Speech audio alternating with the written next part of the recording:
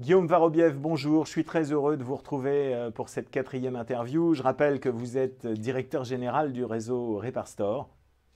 Cette fois-ci, j'aimerais qu'on aborde l'avenir du réseau Reparstore et une question très concrète. Est-ce que les franchises Reparstore se transmettent de génération en génération?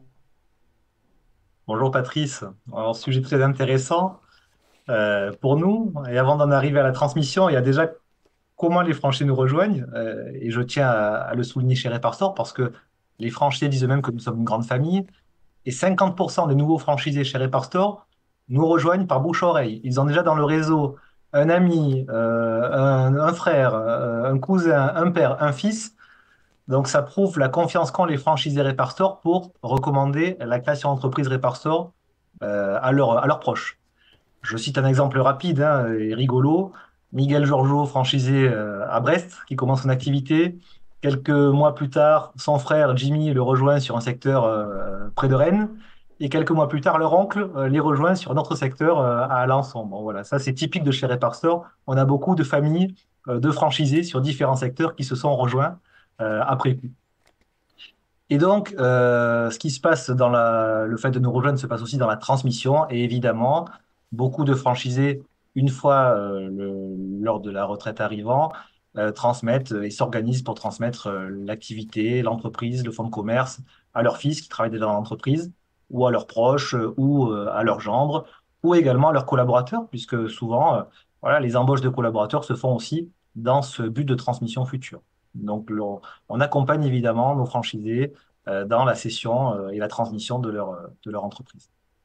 Alors, vous venez d'évoquer les franchisés Reparstore heureux. Mais justement, comment mesurez-vous le degré de satisfaction des membres de votre réseau? Alors, il y a plusieurs façons de mesurer la satisfaction des franchisés, des partenaires dans un réseau, mais l'audit est quand même la façon la plus précise de le faire. C'est ce qu'on fait depuis des années avec l'indicateur de la franchise.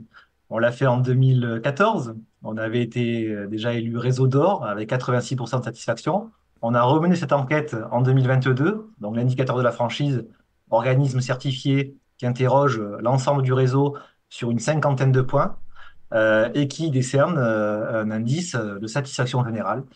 Et il a été chez Reparstore en 2022 de quasiment 96%, ce qui nous a permis d'être élu meilleure franchise dans la catégorie plus de 100 franchisés. Donc on en est très fiers.